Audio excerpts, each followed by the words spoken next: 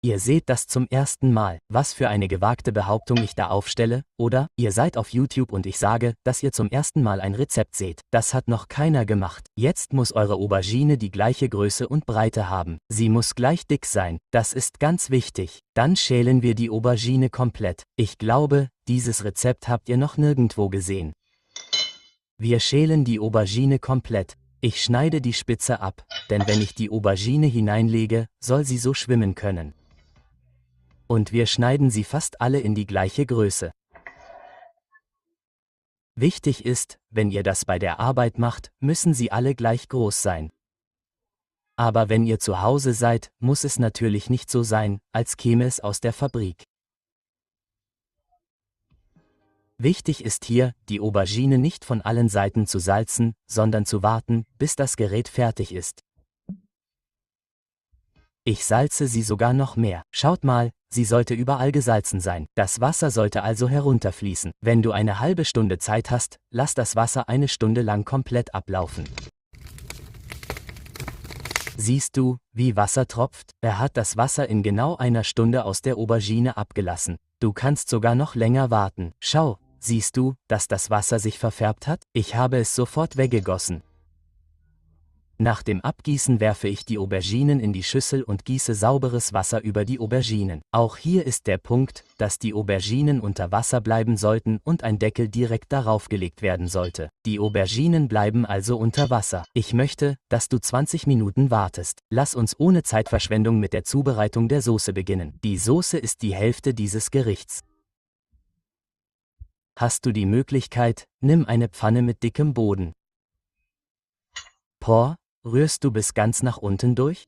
Wenn wir die perfekte Vorspeise suchen, sind 45 Esslöffel Öl oder Olivenöl ganz dir überlassen und der Boden des Herdes brennt am schwersten an. Ich stelle es sofort auf mittlere Stufe. Schüttle es herum. Hoppla! Suchen Sie die perfekte Vorspeise? Dann tun Sie dasselbe. Nachdem ich es so aufgeschlagen habe, schneide ich es sofort in dicke, große Stücke. Dann gebe ich sofort eine Tomate in die Pfanne. Eine große Tomate. Ich mache die Vorspeise für eine Person. Vielleicht haben Sie es bemerkt. Er will heute die WM sehen, wissen Sie? UEFA so nach dem Zufallsprinzip. Ich teile es in 8910 Stücke. In wie viele große Stücke schneiden Sie es jetzt? Es gibt ein Interrit-Match. Tomaten sind auch dabei. Sobald Tomaten dabei sind, ein Teelöffel Zucker und Salz für den Geschmack. Die Menge an Salz ist Ihnen überlassen, so viel Sie wollen. Ich hab's für eine Person gemacht. Eine halbe Tomate direkt hier. Ein Drittel eines Esslöffels Tomatenmark. Tomatenmark. Ich zerdrücke das Mark so. Ich hab's für eine Person gemacht, gesagt. Nehmen Sie die entsprechenden Messungen vor. Dann schauen Sie, ich beende es direkt hier ohne Probleme. Ich beginne, es mit der dicksten Seite meiner erfahrenen Reibe zu reiben. Vollständig gerieben, schließe ich den Deckel. Ich köchelte sie 10 Minuten lang. Nach 10 Minuten öffnen wir sie gemeinsam. Um zu verstehen, ob wir auf dem richtigen Weg sind, drücke ich die Tomate so zusammen und schaue, dass sie zerdrückt ist. Wenn wir wollen, dass jeder seine Finger isst, sollten wir es genau so machen. Der Geschmack versteckt sich in kleinen Details. Und wir machen sofort weiter.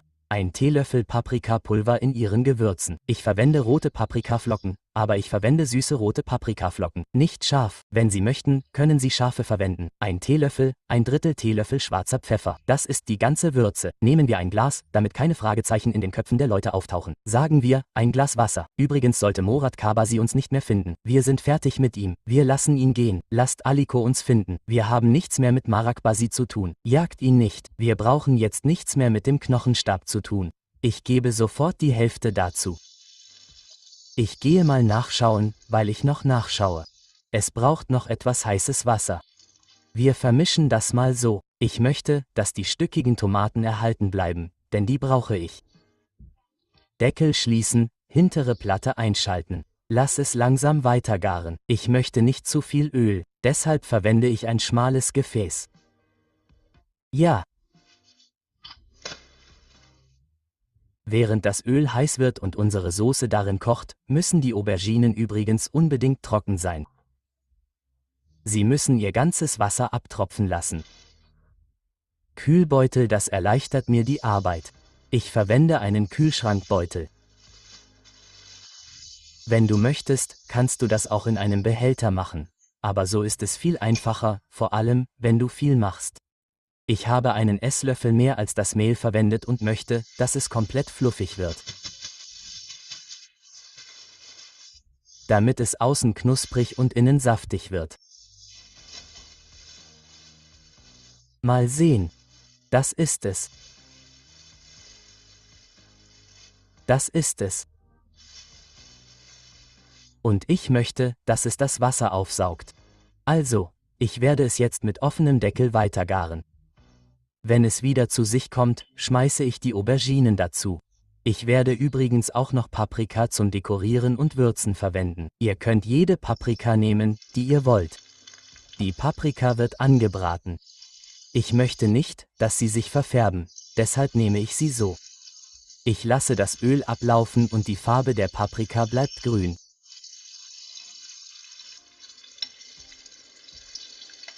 Ich möchte euch zeigen, wie es ist, nachdem ich das Öl abgelassen habe. Seht ihr? Ich gebe sie sofort in einen gelochten Behälter, damit das Öl ablaufen kann.